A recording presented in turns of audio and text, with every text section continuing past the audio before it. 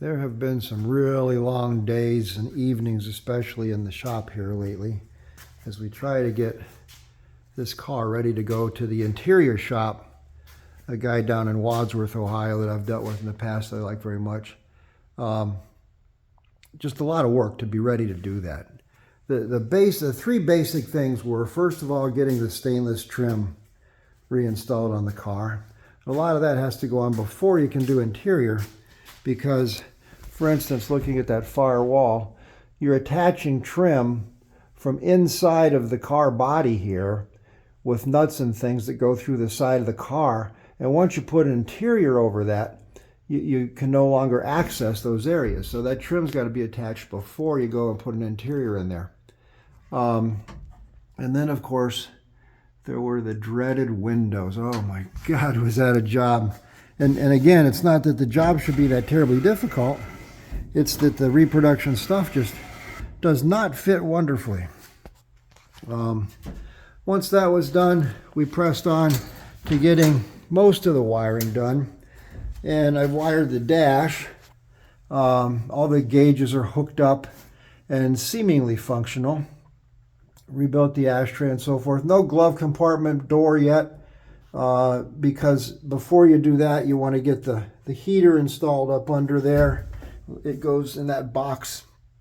And the radio, of course, which the speaker's up here, just for access. You do that stuff first before you put the glove compartment in your way. Still proud of these new floors I put in here. Oh, and the pedals are done, all the pedals and the emergency brake bracket, and the wiring up under here is 85-90% done. These little vents are all back in operation and working like they're supposed to. And then those get covered up with the little, it's called the kick panel, sitting on the hood of the Alpha here. That's workspace now. Got these kick panels all done. The master body man painted the new cardboard with the proper flat color, and I painted the louvered vent outlets themselves. Those go in there by some kind of magic that upholstery guys do, where this holds the windlace, and then you put the cardboard piece in, and it looks beautiful and brand new inside of there. We'll just have a quick look around. Here's the rest of the major, larger engine stuff that I just kind of stopped working on the engine when the car was needing my attention elsewhere. There's the radio, all the radio stuff sitting here. I'm going to send that out and have the radio itself, the head, rebuilt, and it will look exactly like it looks now and function like it works now, but there will also be the capability to have FM and maybe more importantly Bluetooth, so that AM is no longer relevant. You can't listen to music on AM like we did back in the day.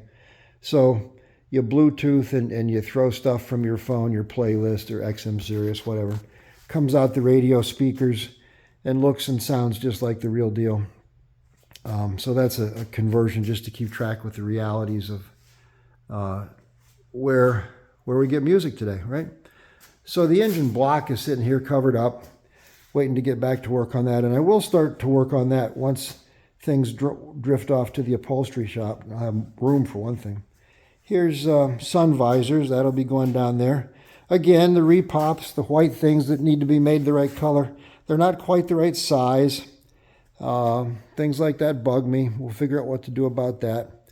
The rest of that's the old wiring harness. The rest of the wiring harness is laying here because obviously I haven't wired anything under the hood because I haven't put the engine in there yet. And that'll be coming along very soon. Over here's the complete heater assembly.